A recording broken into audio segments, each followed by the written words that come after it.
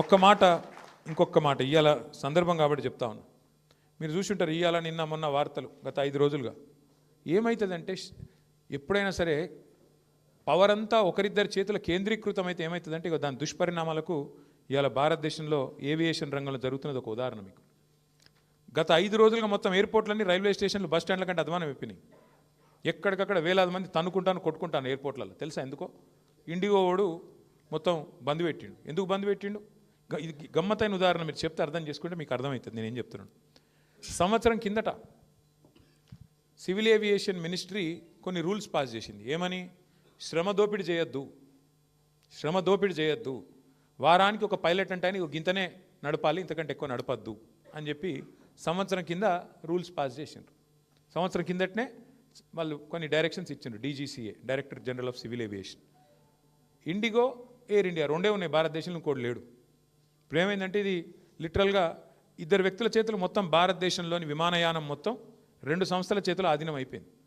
ఏమైంది ఇవాళ? దానివల్ల సంవత్సరం కింద కేంద్ర ప్రభుత్వం చెప్పినా శ్రమ దోపిడీకి అలవాటు పడ్డోడు దాన్ని మార్చుకోక పని చేయలే, ప్రత్యామ్నాయం ఏర్పాటు చేసుకోలే. దాంతో ఏమైంది? నిన్న ఒక్క రోజు 1000 విమానాలు క్యాన్సిల్ అయినాయి. 1000, ఒకటి కాదు, 2 కాదు. మరి ఏమవుతుంది? ఎయిర్పోర్ట్ బస్ స్టాండ్ అయిపోయింది. వాస్తవం ఇది.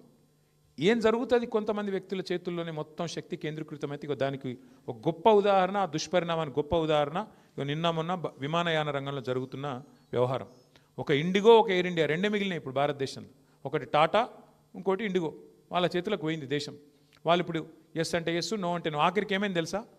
5 రోజుల తర్వాత కేంద్ర ప్రభుత్వం మేల్కొని వాళ్ళు ఇచ్చిన ఆర్డర్ వాళ్ళే వెనకకి తీసుకున్నది. ఇవాళ వాళ్ళు ఏ ఆర్డర్ అయితే ఇచ్చిర్రో, ఇండిగో వాడు మారలే, ప్రైవేట్ వాడు దిగిరాలే.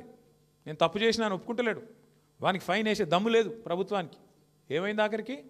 ప్రభుత్వం ఇచ్చిన ఆర్డర్ ప్రభుత్వం వెనకకి తీసుకొని ఇంకొక టైం ఇస్తాము అని చెప్పి తగ్గక తప్పని పరిస్థితి వచ్చింది. ఏమవుతుంది? శక్తి మొత్తం, సంపద మొత్తం కొంతమంది చేతుల్లో కేంద్రీకృతం అయితే అంటే ఒక గిది అవుతుంది. పోర్టులు, సీ పోర్టులు, రైల్వేలు మొత్తం ఇచ్చేస్తే ప్రైవేటులకు, అది కొంతమంది చేతుల్లోనే ఉంటే వాడు మునిగితే మొత్తం దేశం మునుగుతుంది. దానికి గొప్ప ఉదాహరణ ఇవాళ మన కళ్ళ ముంగటనే కనబడతా ఉన్నది. ఇంకొక విచిత్రమైన మాట నేను మీకు చెప్తా, నేను చెప్తే నమ్మరు. ఇలా ఈ ప్రభుత్వము, ముఖ్యంగా కేంద్ర ప్రభుత్వం ఏం పని చేస్తుందంటే వాళ్ళకు నచ్చినోళ్ళ కంపెనీలో LICతో పెట్టుబడి పెట్టిస్తుంది. మీరు PF గురించి వాళ్ళు 1-2 కోట్లు కాదు పెట్టింది పెట్టుబడి, 50,000 కోట్లు వాళ్ళకు నచ్చినోళ్ళ కంపెనీలో పెట్టుబడులు పెడుతుంది LIC. ఇది జరుగుతుంది ఇవాళ దేశం. ఇవన్నీ మరి మనం మాట్లాడుకోకపోతే, చెప్పుకోకపోతే మనం ఫెయిల్ అవుతాము. అల్టిమేట్గా అర్థం కాకపోతే ప్రజలు కూడా రోడ్ల మీదకి రారు, కార్మికులు కూడా తెలియకపోతే ఏం మాట్లాడతారు? చెప్పాల్సిన బాధ్యత మన మీదే ఉన్నది. Thanks for watching Focus on TV. Please subscribe, like, comment, and share.